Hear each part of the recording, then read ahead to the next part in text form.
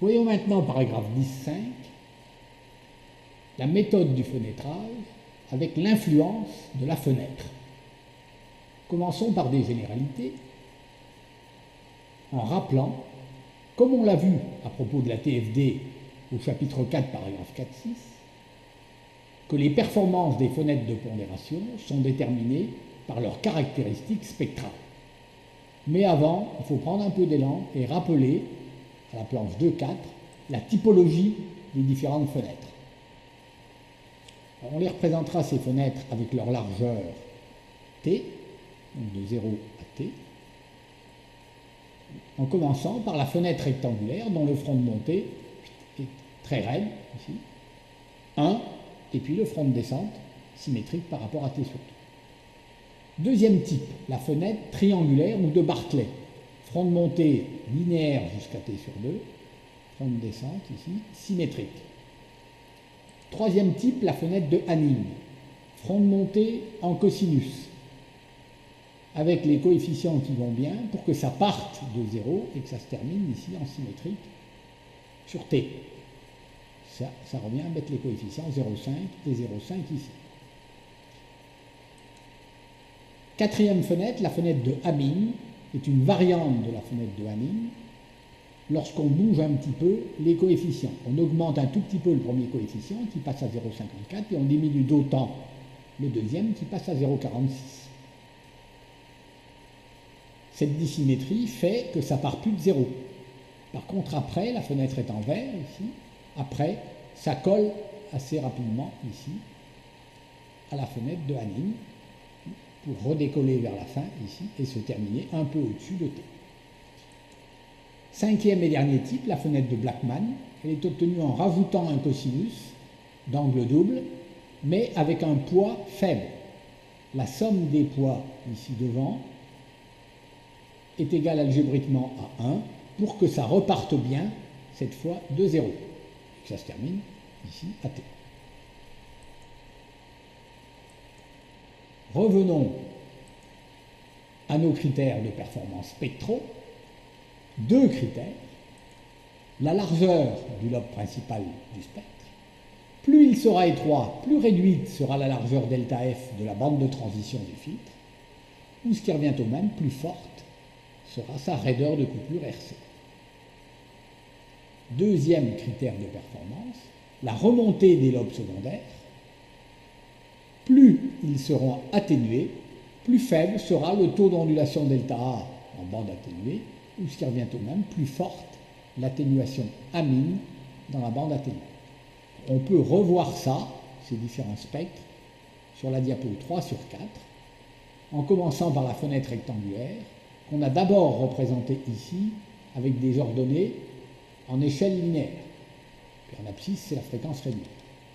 Le spectre a pour équation un sinus x sur x, sinus de πtf sur πf, en échelle linéaire. Et à partir de là, on peut calculer l'amplitude du premier lobe secondaire. Et si on la passe en dB, ça donne 20 log de 2 sur 3π, soit environ moins 13 dB. On peut faire la même représentation du spectre, mais avec des ordonnées en échelle log, pour avoir en lecture directe le nombre de dB ici, et le premier lobe secondaire tombe à moins 13 dB en dessous du lobe principal qui ici est à la référence 0 dB, qui correspond à 1. Les autres fenêtres sont dessinées dans l'ordre après la fenêtre rectangulaire, de façon à faire apparaître la hauteur à chaque fois du premier lobe secondaire. Fenêtre de Barclay, moins 25 dB. Fenêtre de Hamming, moins 31, davantage. Fenêtre de Hamming, encore plus, moins 41. Et enfin, fenêtre de Blackman, le maximum, moins 57. On revient aux critères de performance spectraux. Comment choisir à partir de là les paramètres de la fenêtre? Les paramètres de la fenêtre, c'est le type et le nombre de points, ou la largeur. Le type, il influe sur les caractéristiques spectrales, évidemment, on l'a vu dans les planches précédentes. Donc, il influe en particulier sur la largeur delta F de la bande de transition du filtre par la raideur et sur l'atténuation en bande atténuée, ici, avec delta. La taille de la fenêtre, c'est-à-dire n, qui correspond à l'ordre du filtre, influe essentiellement sur la largeur delta F de la bande de transition. Ça a peu d'influence sur delta. Alors on peut voir ça, on peut récapituler ça dans la diapo 4 sur 4, ici, paragraphe 10.5, qui correspond à la comparaison de l'ensemble des fenêtres, ici, le type indiqué dans la première colonne, l'expression analytique de la fenêtre indiquée ici dans la deuxième colonne. C'est des fenêtres de largeur n, elles sont toutes paires, et l'équation en est donnée pour valeur absolue de n inférieure ou égale à n sur 2, où n est l'ordre, ou la largeur de la fenêtre. On marquera dans la colonne suivante ici l'amplitude des lobes secondaires, qu'on a vu dans une planche précédente. Dans la colonne suivante ici, l'atténuation delta A en bande affaiblie, avec la remarque que l'ondulation du filtre en bande atténuée delta A, elle est reliée à A min, atténuation minimum en bande atténuée, par A min égale 1 sur delta A. Le type de fenêtre est déterminant pour delta A. On va le voir par les différences qu'il y a ici, dans les nombres qu'on va afficher. Dernière colonne, la largeur grand B du lobe principal du spectre, liée à la raideur du filtre. Plus B est faible, plus la bande de transition sera étroite. Commençons par la fenêtre rectangulaire. Équation 1. La fenêtre de Barclay, équation 1 moins, alors 1 moins t, mais si je passe avec petit n, 1 moins 2 petit n sur grand N. An ou Anning, parce que An ou Anning c'est pareil. Alpha plus 1 moins alpha cosinus de 2 pi petit n sur grand N, avec alpha égale 0,5. Donc en fait, 0,5 ici et 0,5 là, comme on l'avait vu tout à l'heure, dans les équations des fenêtres qui étaient prises en continu et qu'on a ici en discret. Hamming, alpha plus 1 moins alpha, donc les mêmes coefficients, ici, mais avec alpha égale 0,54 et non 0,5. Donc 0,54 ici et 0,46 ici. Enfin, la fenêtre de Blackman, 0,42, 0,5 avec le même cosinus ici, et puis avec une pondération beaucoup plus faible, le cosinus de l'angle double ici. Amplitude des lobes secondaires. Je ne retourne pas à la planche où il y avait les dessins. Moins 13 dB pour le rectangle, on s'en souvient. Alors moins 13 dB, ça correspond à une atténuation delta A en bande affaiblie de 21 dB. La largeur grand B du lobe principal, c'est 2 sur L. Pour la fenêtre triangulaire, le moins 13 devient moins 25.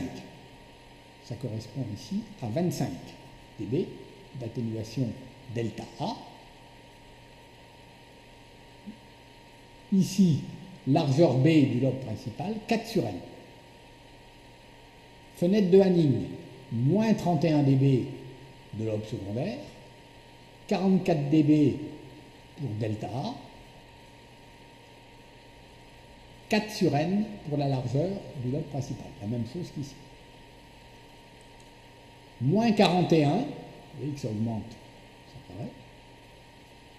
53 dB, ça a augmenté. Par contre, toujours 4 sur N pour la largeur du lobe principal. On s'en souvient bien, ça, à propos des TFD. Cette propriété qui a 3 fois la même chose ici. Moins 57 maintenant pour Blackman, 74, donc encore davantage ici. Et là, ça change par contre, 6 sur N. Alors remarquons qu'en atténuation en bande affaiblie, on a le minimum avec la fenêtre rectangulaire et le maximum, ici, avec la fenêtre de Blackman. Donc si on veut, ici, un A- important, il faut prendre une fenêtre de Blackman et pas une fenêtre rectangulaire. C'est-à-dire pour ça que tout à l'heure dans l'exemple, on n'arrivait pas au 40 dB parce qu'on avait pris une fenêtre rectangulaire. Mais si on avait pris une fenêtre de Han, ou de Hanin, là, ça marchait, parce qu'il fallait au moins 40. On obtiendrait 44. Ou a fortiori si on prend les deux autres fenêtres qui suivent. Quant à la largeur du lobe principal, elle est minimum ici. Donc on a la raideur maximum pour le rectangle et la raideur minimum pour la fenêtre de Blackman. Donc ça dépend de ce qu'on veut. Si on veut réaliser un compromis, on prend la fenêtre du milieu, là, qui fait le meilleur compromis entre l'atténuation des lobes secondaires et la raideur.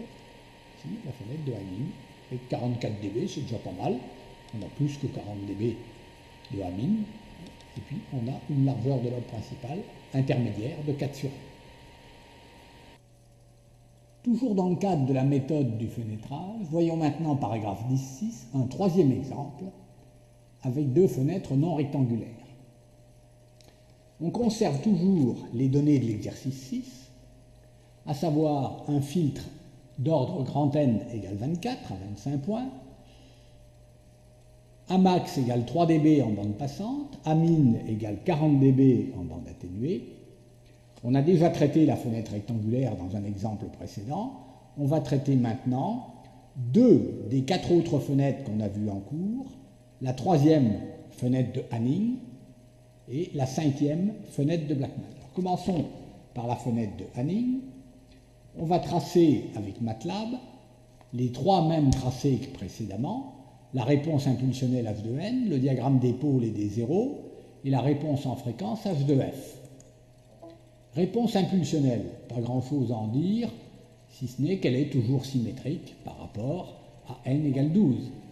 À petit n égale 12, valeur de l'axe de symétrie qu'on a appelé taux dans le cours, équivaut grand N sur 2.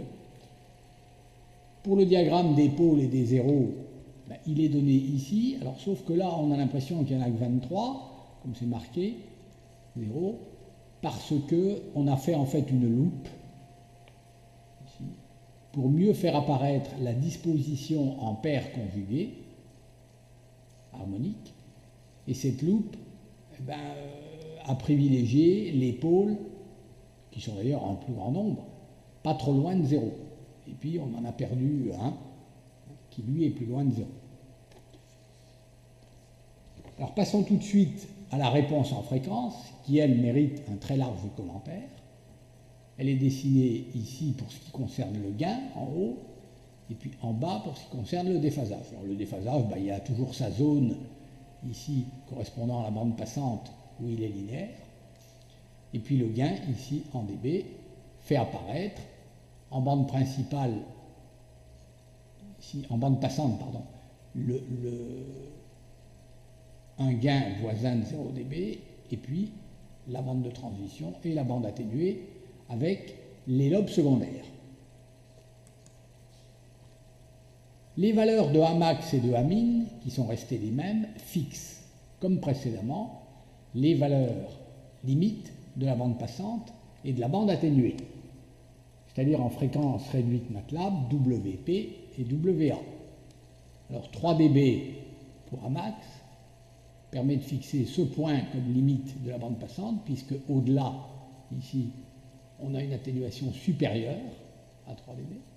Donc la limite est ici, ce qui donne WP. Alors en faisant une loupe sur l'échelle, on verrait que WP égale 0,36. Pour la bande atténuée, l'atténuation doit être au moins de 40 dB. Donc on prend moins 40 sur l'échelle des gains et on cherche le point de la courbe correspondant ici dans la bande de transition et il est là. Et on lit WA égale 0,53. Ce qui donne une largeur de bande de transition, delta W égale WP moins WA, égale 0,53 moins 0,36 égale 0,17. À comparer à la valeur de 0,07 qu'on avait trouvée avec les mêmes données, à max à min ici, au paragraphe 10.4 pour la fenêtre rectangulaire.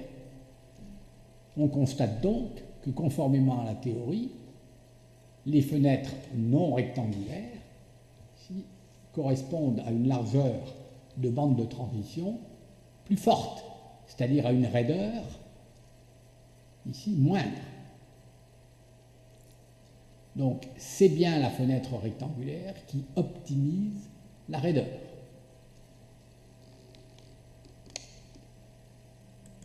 Continuons avec les lobes secondaires. Les voilà. Le premier lobe secondaire apparaît ici à 44 dB en dessous du lobe principal qui correspond à la référence 0 dB de la bande passante. À comparer ces 44 dB à 23 dB qu'on avait pour la fenêtre rectangulaire. On retrouve, conformément à la théorie, l'influence déterminante du type de fenêtre sur l'affaiblissement des lobes secondaires. On voit aussi qu'avec 44 dB ici, on est maintenant compatible des 40 dB minimum qui sont demandés ici en bande atténuée. Alors qu'on avait 23 dB pour la fenêtre rectangulaire, qui était incompatible des 40 dB. Donc on ne trouvait pas avec la fenêtre rectangulaire de filtre RIF satisfaisant au gabarit. Il faut prendre au moins une fenêtre de Hanning. Alors on pourrait prendre aussi une fenêtre au-delà de Hanning, c'est-à-dire le quatrième type, voire le cinquième type, c'est-à-dire Blackman. Mais si on va au-delà, on va avoir des delta W ici encore plus grands, donc des raideurs encore moindres. Autant prendre la fenêtre qui est juste compatible pour avoir la raideur maximum. Voilà donc comment ici on optimise pour les données 3 dB, 40 dB, à max à min ici, comment on optimise le choix de la fenêtre. Il faut prendre une fenêtre de Hanning. On vient de voir que pour les données, en particulier le cahier des charges qu'on avait imposé, la fenêtre optimum est la fenêtre de Hanning. Regardons quand même ce qu'on aurait obtenu avec une fenêtre de Blackman, toujours avec les mêmes données, un filtre d'ordre 24, A max égale 3 dB, A min égale 40 dB, et toujours en refaisant les mêmes 3 tracés, ici. Alors d'abord, la réponse impulsionnelle H de n, bon, rien à en dire de nouveau, elle est symétrique par rapport à taux égale 12, qui correspond à n, grand N sur 2, où grand N est l'ordre. Le diagramme des pôles et des zéros mérite un petit commentaire, parce qu'on voit que MATLAB a été conduit à prendre une échelle particulièrement grande, puisqu'ici il y a 10 puissance 14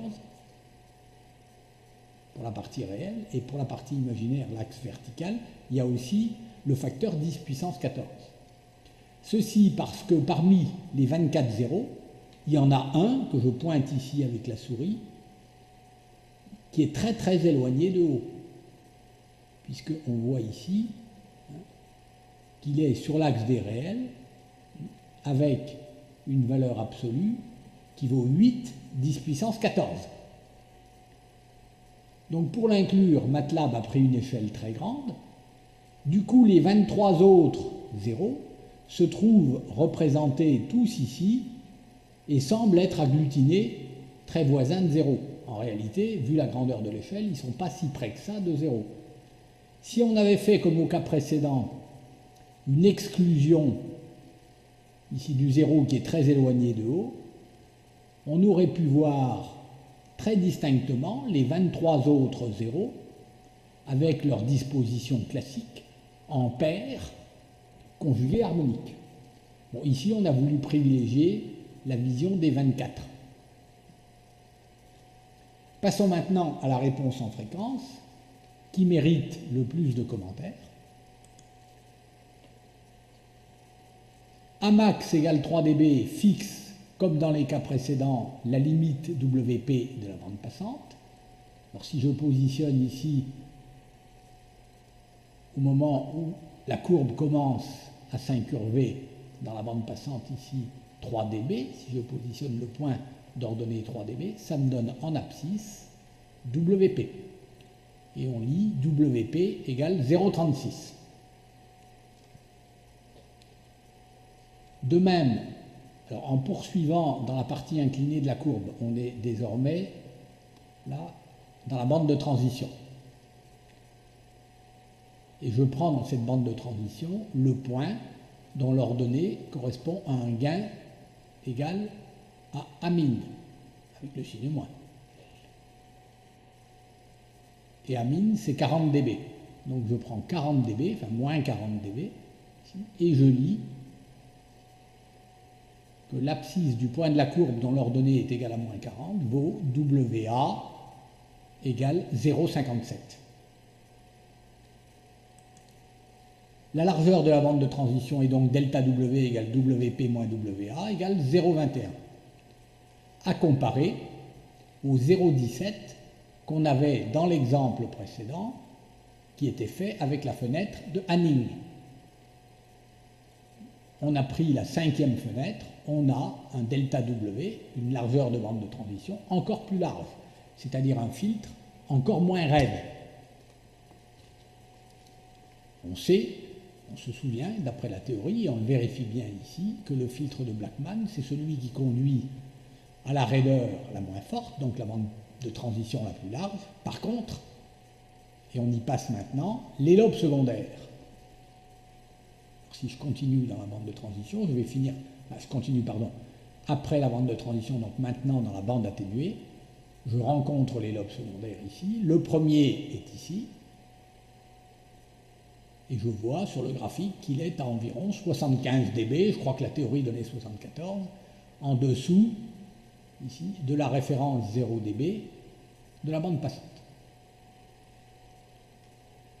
C'est la valeur maximum. À comparer à 44 dB pour la fenêtre de Hanning, on a à nouveau confirmation de l'influence déterminante du type de fenêtre sur le paramètre AL, affaiblissement des lobes secondaires. Donc si jamais, dans un exemple de synthèse de filtre, on exige un Amin très très important, parce que 40 dB c'est déjà pas mal, mais parfois on peut exiger 60, voire 70 dB. Dans ce cas-là, il faudra aller jusqu'à la fenêtre de Blackman.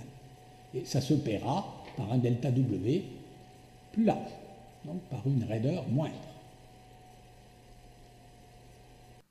5 à 10 minutes de pause pour les commentaires et les questions avant d'aborder la 3e section de ce cours.